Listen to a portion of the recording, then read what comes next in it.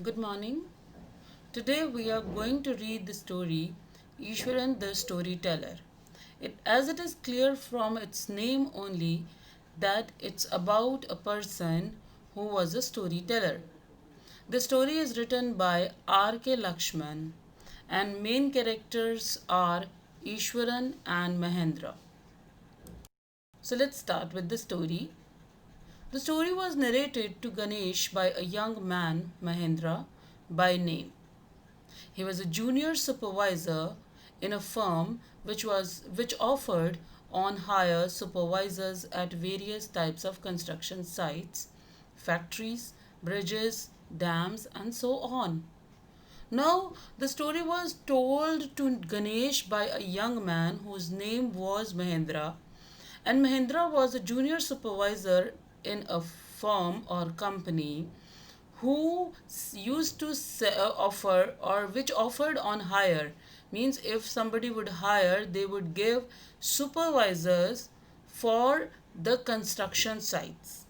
Like Mahendra's job was related to the construction field. Mahendra's job was to keep an eye on the activities at the work site. So, as it is clear from the word supervisor, Mahendra's work was to supervise, to keep an eye on the activities which used to be conducted at the work site or construction site. He had to keep moving from place to place every now and then as ordered by his head office. So you can see his job was transferable. He had to go from one place to another. From a coal mining area to a railway bridge construction site. From there, after a few months, to a chemical plant which was coming up somewhere.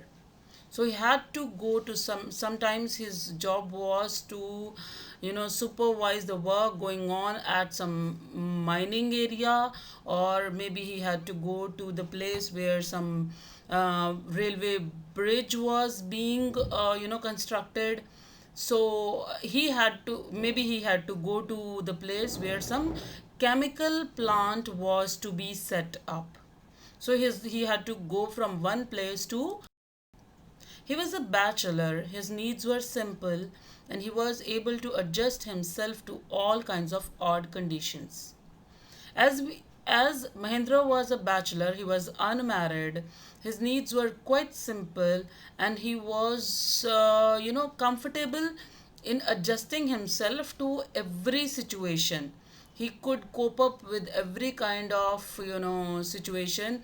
He would stay at any place, whether it was an ill equipped circuit house, whether it was a place like a circuit house where there were less facilities, or a makeshift canvas tent in the middle of a stone quarry. Or maybe it's a place or a mining area of stone, means a stone mining place where there he could get only a makeshift, means temporary canvas tent to live in. So he was quite comfortable, or you can say he was able to adjust himself in every kind of odd condition. But one asset he had was his cook, Ishwaran.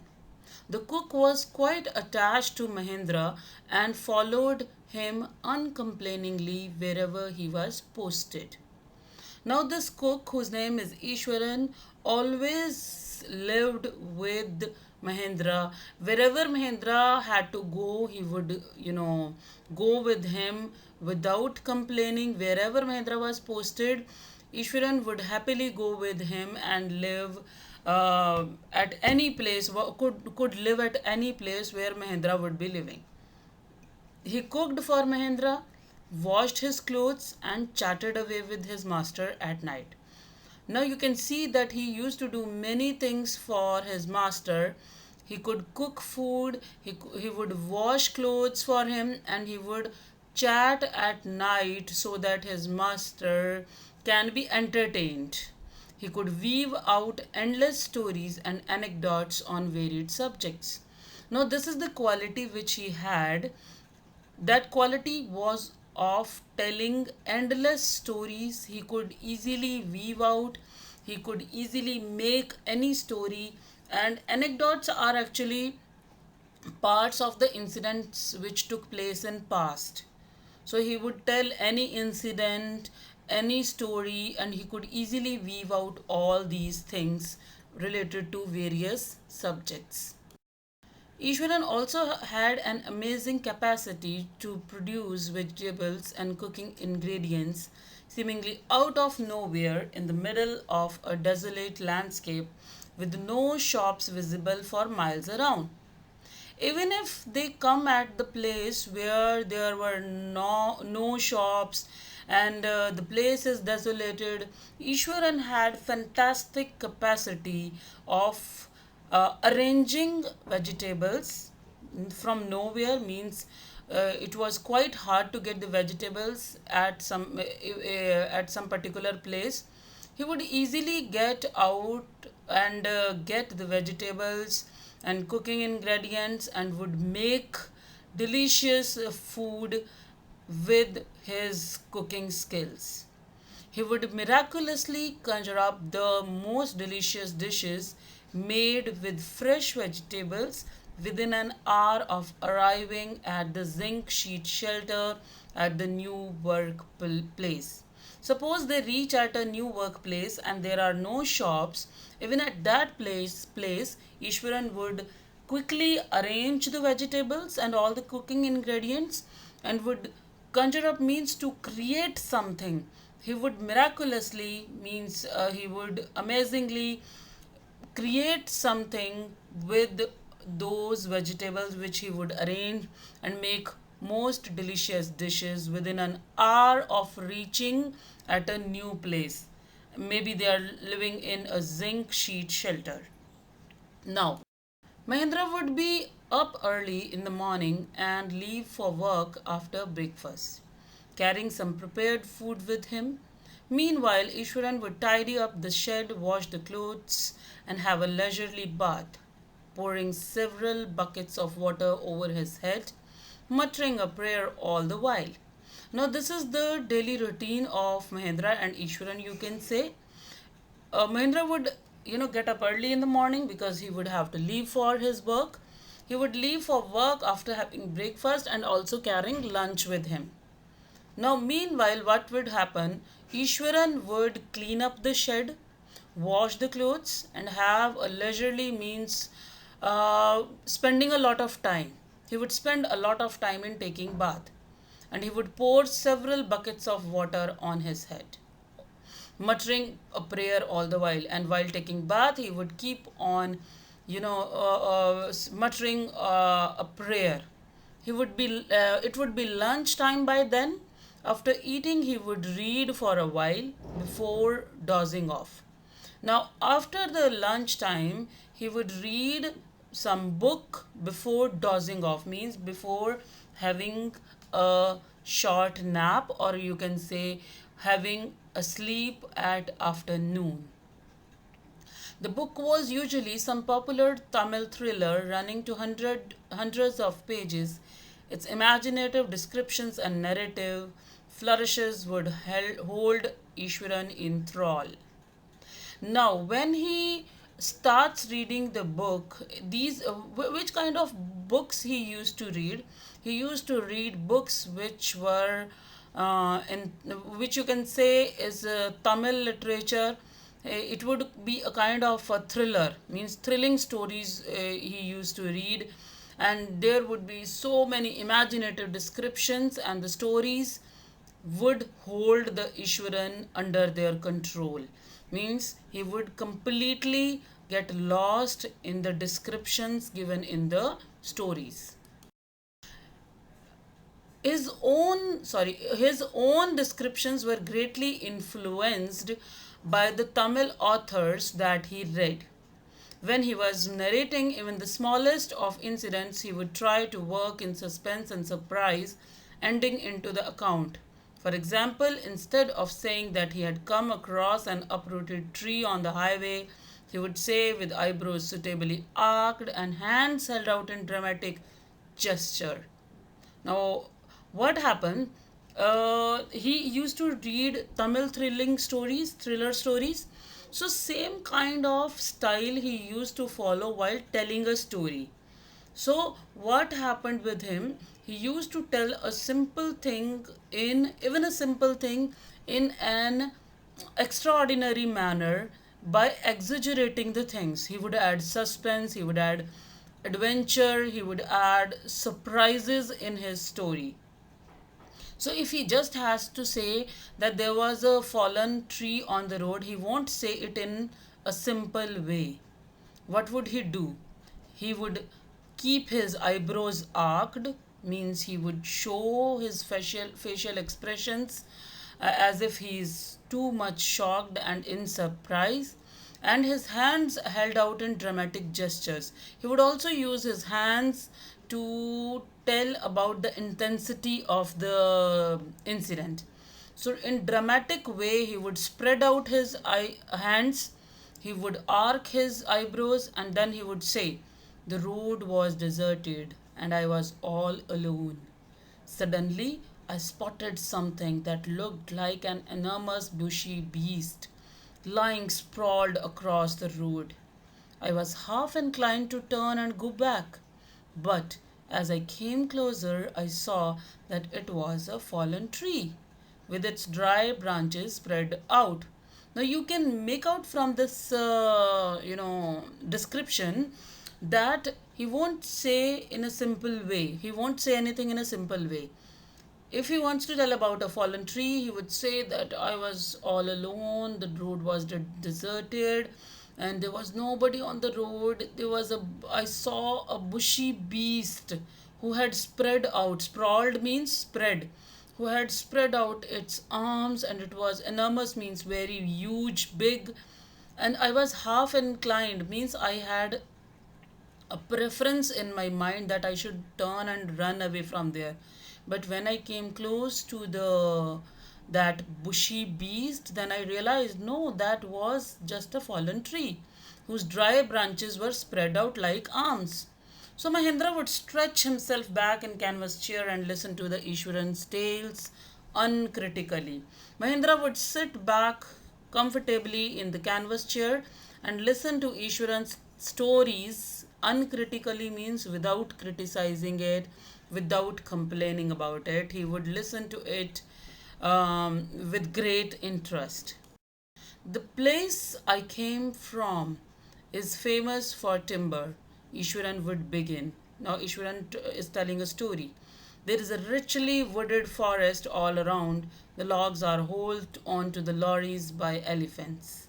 They are huge, well fed beasts. When they turn wild, even the most experienced Mahout is not able to control them. After this prologue, Ishwaran would launch into an elaborate anecdote involving an elephant.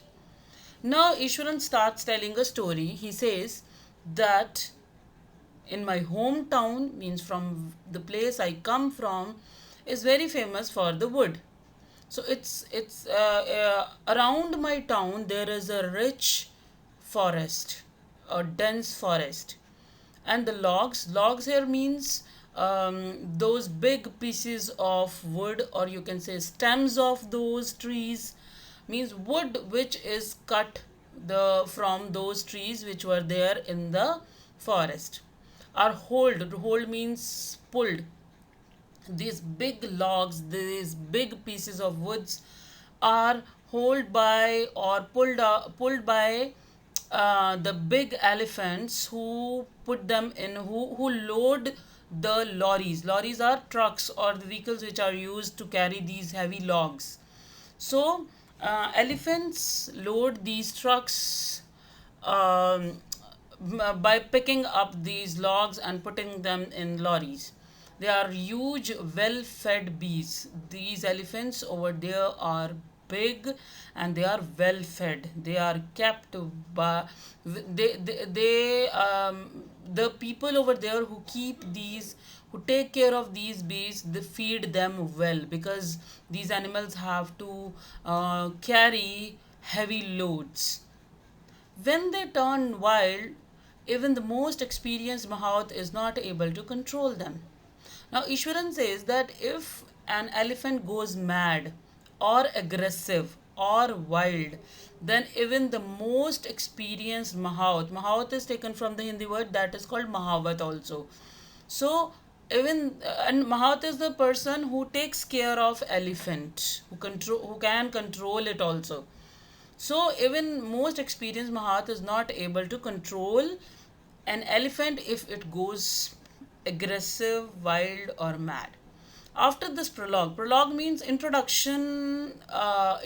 speech to the story which Ishwaran is going to start now. So after this prologue, Ishwaran would start in an elaborate anecdote, detailed story involving an elephant. Now, from this paragraph, Mahendra would easily understand that now the story is about an elephant. One day, a tusker escaped from the timber yard and began to roam about. Now he continues with the story that one day tusker means elephant. One day an elephant ran out from the timber yard and began to roam about, and what he was doing, stamping on bushes, tearing up wild creepers, breaking branches at will. So what that elephant was doing, it was stamping bushes, it was tearing the creepers, a kind of plant, and then it started breaking the branches.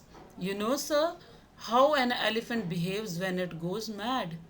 Ishwaran would get so caught up in the excitement of his own story that he would get up from the floor and jump about, stamping his feet in emulation of the mad elephant.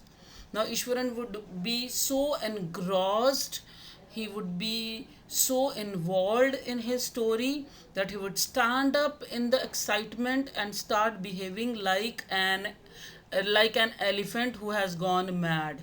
He would try to enact like a mad elephant. So emulation means when you have a desire to copy somebody, or when you want to excel that person, not only equal that person, you want to excel that person. So he would start acting like an elephant who has gone wild. Ishwaran also had an amazing capacity to produce vegetables and cooking ingredients seemingly out of nowhere in the middle of a desolate landscape with no shops visible for miles around. Even if they come at the place where there were no shops, and the place is desolated, Ishwaran had fantastic capacity of arranging vegetables from nowhere. Means it was quite hard to get the vegetables at some particular place.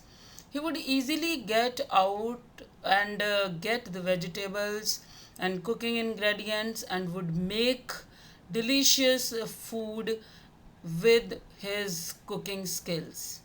He would miraculously conjure up the most delicious dishes made with fresh vegetables within an hour of arriving at the zinc sheet shelter at the new workplace. Suppose they reach at a new workplace and there are no shops. Even at that place, Ishwaran would quickly arrange the vegetables and all the cooking ingredients, and would conjure up means to create something. He would miraculously means he would amazingly create something with those vegetables which he would arrange and make most delicious dishes within an hour of reaching at a new place. Maybe they are living in a zinc sheet shelter. Now,